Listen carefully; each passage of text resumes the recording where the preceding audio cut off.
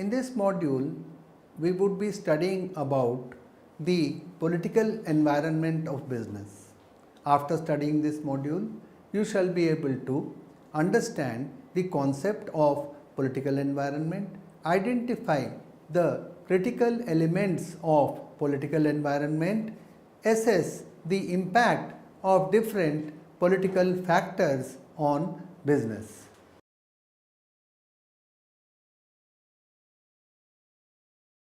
The political environment consists of a set of political factors and the government activities that can either facilitate or hinder business activity.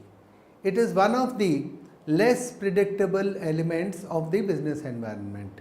It includes the state, the government and its institutions, legislations and the public and private stakeholders who operate and interact with each other and influence the environment of the country, which all put together is known as the political environment.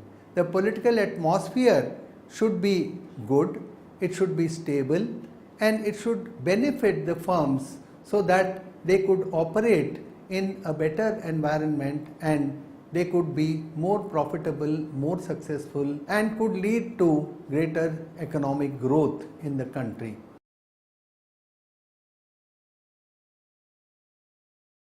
What are the critical factors in the political environment? The following factors which play a crucial role in determining the political environment of business are: 1. The government ideology, the bureaucracy, the pressure groups, the corruption, the strength of the opposition and political and legal institutions.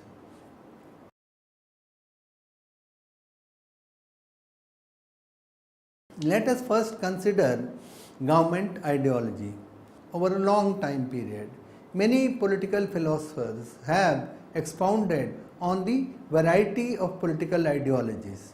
In a democracy, in a country like India, the ideology of the ruling party influences the ownership, the management structure and the size of the business. The rightist ideology of the ruling party may formulate liberal policies for the business, whereas a leftist view of the ruling party would lead to socialism and such other populist policies. It would lead to also such measures like nationalization, there may be over centralization. So, the ideology or outlook of the ruling party may help or hurt the core of the business activities in a country. Earlier, the Indian government favored progressive income tax policies and opposed unregulated business and finance activities. But in recent years, they have followed a centrist economic, social and democratic agenda. But today our ruling party focuses on neoliberal policies which include social liberalism, secularism and free enterprise system with the government regulation. Therefore, it is a neoliberal market oriented framework that the governments are encouraging, but it is not devoid of government regulation. The main shift came under the regime of Mr. P.V. Narasimha Rao and the then Finance Minister Dr. Manmohan Singh. A significant economic reform was initiated and more stress was laid on efficiency rather than equity. These regimes affected the day-to-day operations of public enterprises directly and indirectly on the other private businesses as well. In 1991, the Congress with its alliance introduced what is called the new economic policy, in which they welcomed the idea of privatization, liberalization and subsequently also what we call globalization. This policy was thereafter continued even by the BJP government led by Shri Atal Bihari Vajpayee, and in 2004 again privatization came into existence with the emergence of the Congress party, which was following a right of center approach. Although earlier it was left of center. Political parties and their ideologies in India. The Communist Party of India, Marxist (CPIM), calls itself a revolutionary safeguard of the working class of India. Its political ideology is centered on socialism, communism, and the establishment of state-owned institutions. The party's activities are mainly guided by the principles of Marxism and Leninism. The declared objective of CPIM is the emancipation of the masses and finding a way to end the exploitation of man by man. The party is now more or less concentrated in a few states in the entire country.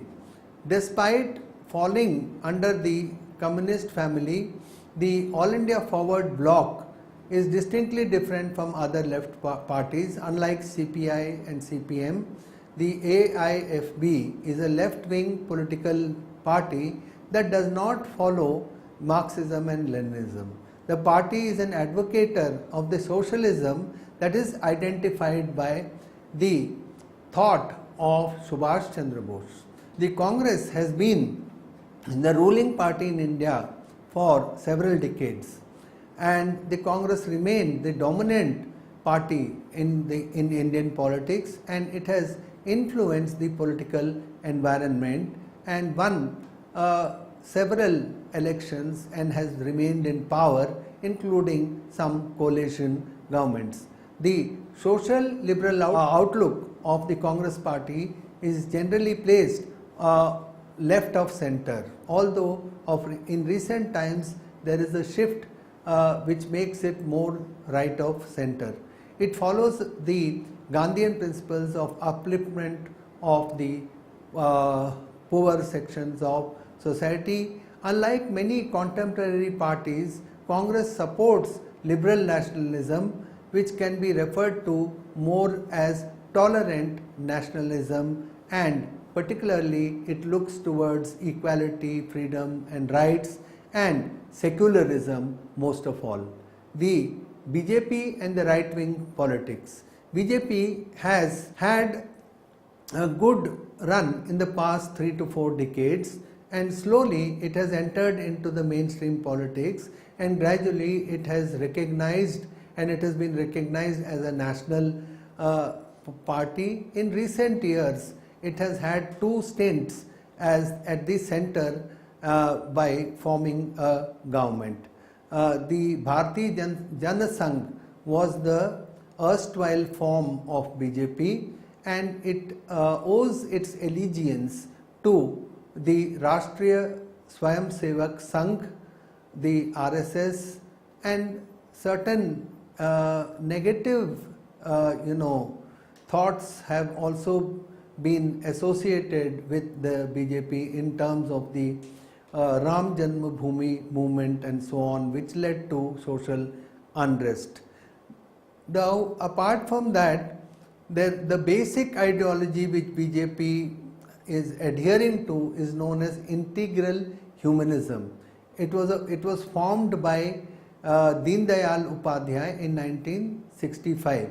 The party has a strong advocator in social conservatism and believes in pursuing foreign policy based on nationalist principles. Earlier, the party had played a role as a strong opposition and raised many issues like minority issues and what they called pseudo-secularism, and the question of Article 370 in the case of Kashmir. Recently, the BJP and its coalition partners have focused on neoliberal economic policy. There is certainly a shift towards economic focus, and many of the right-wing thinkers, and have come up with pro-business policies in the BJP's regime. Then there are some separatist policies like the All Parties Hurriyat Conference, which is actually having a main agenda of the right to self-determination in Jammu and Kashmir.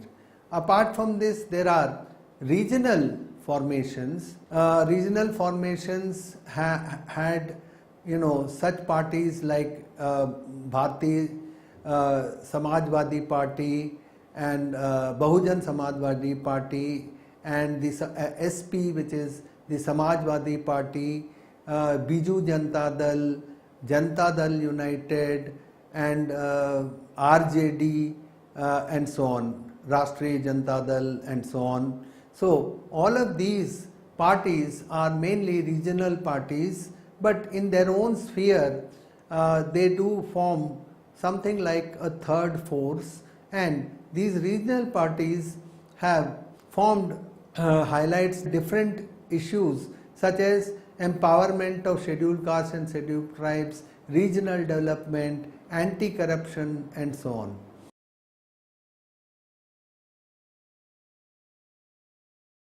Now let us consider bureaucracy. Bureaucracy and excessive regulation are commonly known as red tape. It has a strong influence on the business activities in any country. Red tape includes all sorts of rules, paperwork, permits, taxes, procedures, and so on. Even though there may be a great business opportunity, many organizations keep away from such countries. That is, that FDI would not be interested in entering into a country where there is too much of bureaucracy. These countries are called business unfriendly countries. The unwanted government intervention or negative influences on business is not a factor which is liked by the foreign inflow of funds by the multinationals. The red tape or bureaucracy delays the process of setting up of business.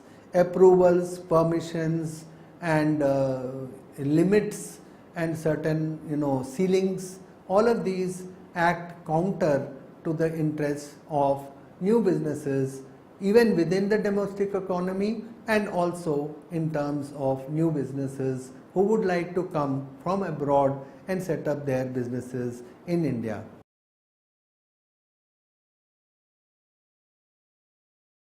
The pressure groups. There are many pressure groups, and pressure groups are different from organizations because pressure groups don't actually have a formal organization.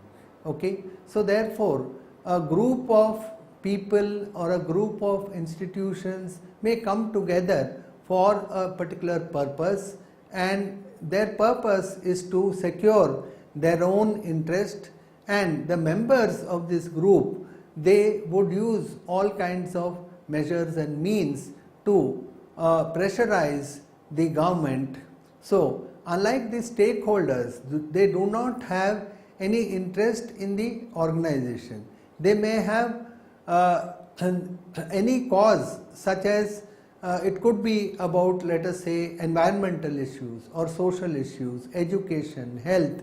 So there could be all kinds of pressure groups. Some of these pressure groups do actually have a very positive agenda, and they have a positive influence on the business environment.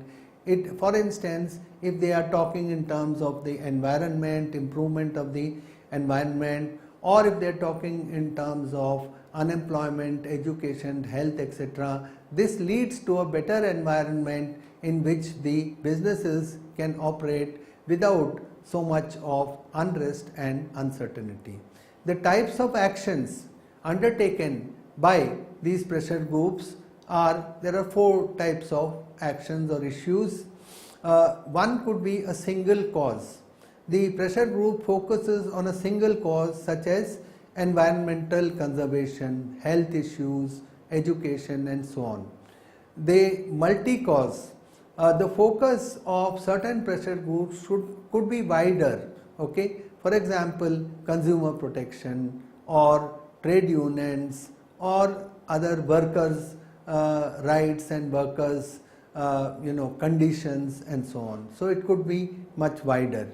Then there are certain protective causes. The pressure group seeks to protect the interest of their own members. For example, if we have some industry body like the Confederation of Indian Industry or FICCI, these are pressure groups which create a pressure on the government for creating a business environment which is favorable to themselves as a business, as an industrial sector.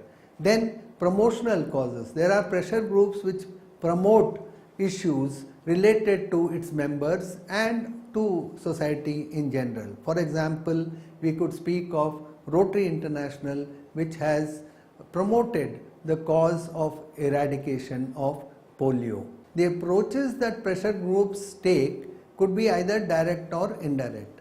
The direct way that pressure groups influence the business organizations is through lobbying, picketing or boycotting certain products and services offered.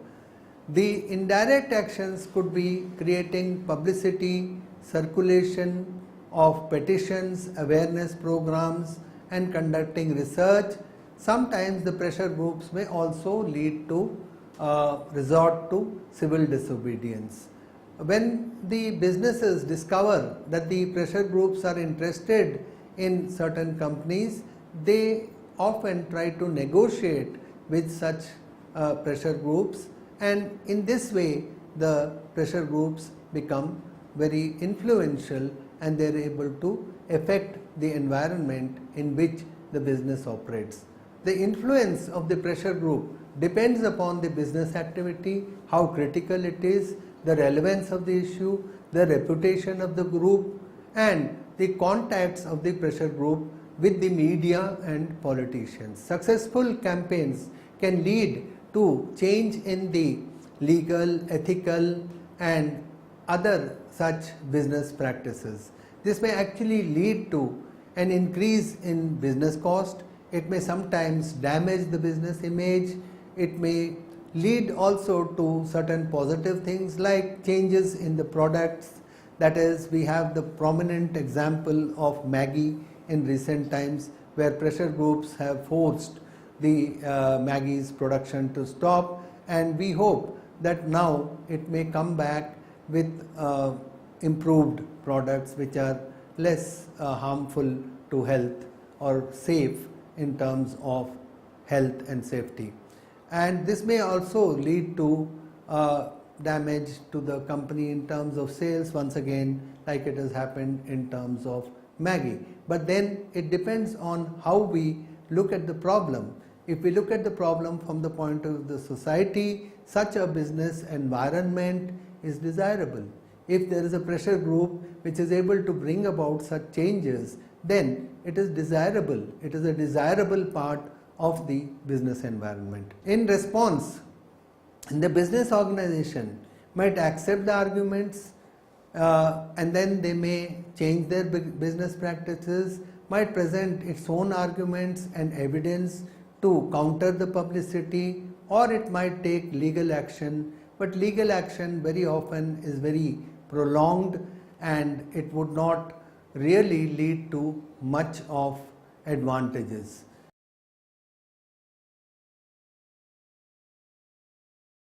Corruption. Corruption may be explained as the misuse of entrusted power for personal gain.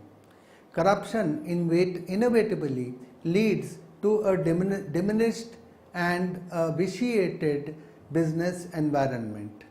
The public trust is compromised and this leads to a risk for the businesses. Corruption can take many forms, including graft, bribery, embezzlement, extortion and so on. Its existence reduces the credibility of business and would indirectly affect profits when professionals misuse their power and authority.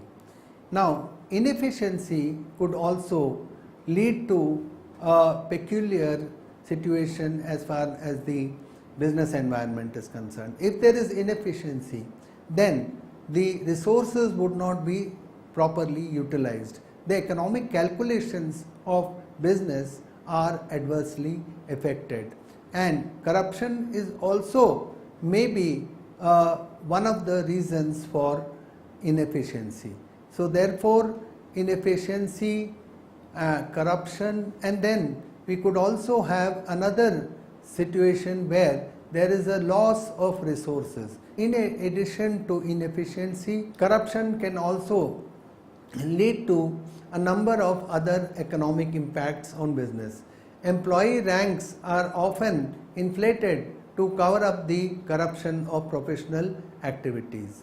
The cost of increasing employee ranks, in addition to any embezzlement that is going on, is passed on to the consumer, and in the form of higher prices. Higher prices would lead to inflation, and when inflation takes place outside the company, in the form of government officials who take bribes, then indirectly the businesses are also affected, and sometimes their reputation is also affected. Consumers have to pay more in terms of the prices, and therefore this is harmful even to the consumers. There is weakened development. That means that if there is corruption, then in the developmental activities such as building of bridges, roads, etc., then what would happen is that this infrastructure would require, often it would require repairs, and this would lead to inefficiency, it would lead to delay. So another impact of corruption is a weakened development process. Competition is also sometimes becomes unfair when corrupt practices favor certain companies. And apart from this, corruption also leads to economic crimes because there is unearned income, and this unearned income has to be spent somewhere, so it is spent on all kinds of activities.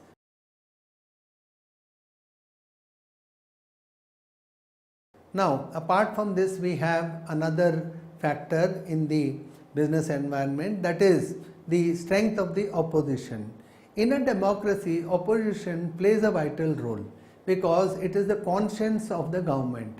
The government is in power, and if the government is not questioned, and if there isn't a strong opposition, then the government can do almost everything that it pleases to do. And this is not a very good situation for the business environment. In a two-party system, very often what happens is one party just replaces the other, and then actually there is hardly any change. But in a multi-party system, when there are many parties which are forming a part of the opposition, then there are a variety of issues, and for each issue it may be that one of the parties stands up and opposes the government. Very often this would have a beneficial effect on the process of legislation, the process of control and administration. However, sometimes the opposition may act irresponsibly and completely stall the functioning of the government. This would also adversely affect the business environment. In India, there are many states in which there is a strong opposition, and unlike the earlier times in the 60s and 70s and so on, even during the 80s, now there are most of the states have coalition governments. So therefore, it is a more responsible form of governance, because at some time these parties may be collaborating with each other also. So therefore, the opposition cannot take an extreme step and get alienated completely.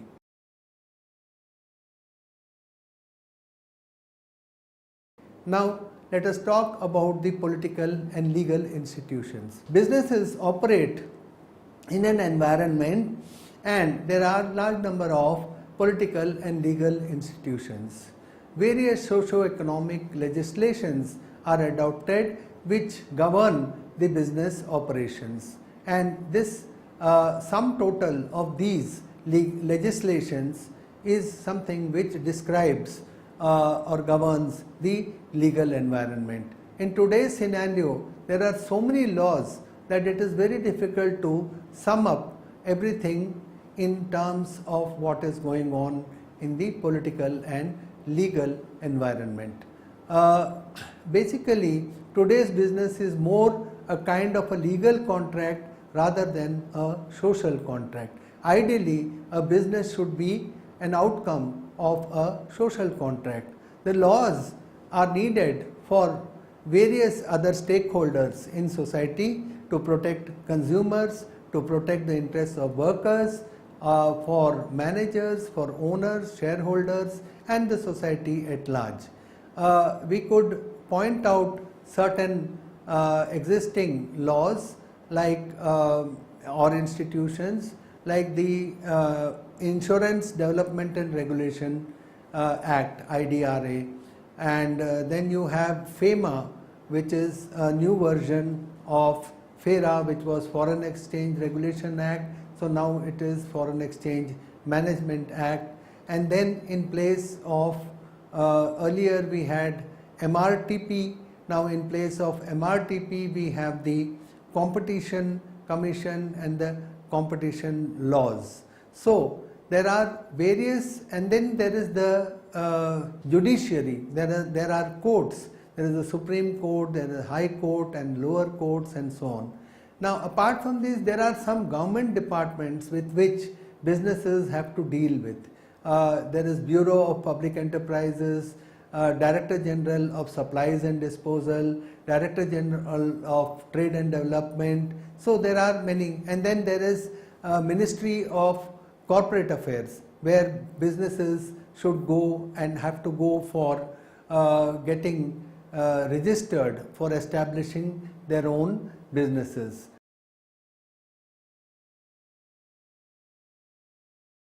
So now let us recapitulate what we have learned so far. The political environment includes political factors and government activities.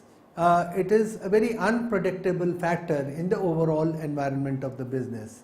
It includes government ideology, pressure groups, the bureaucracy and corruption. Every political party has its own ideology which directs the functioning of the government. These ideologies indirectly influence the functioning of the government. Sometimes these political parties are there as ruling parties and sometimes they are there as the opposition. Very often there are negative features of the business environment also. There are unnecessary rules, restrictions, regulations, formalities and red tape. All of this does not help the domestic business as well as the foreign businesses which would like to come and set up their business in our country. The corruption is something which is the misuse of power and authority for personal gains, and we have seen that corruption leads to inefficiency, wastages of funds and poor economic development.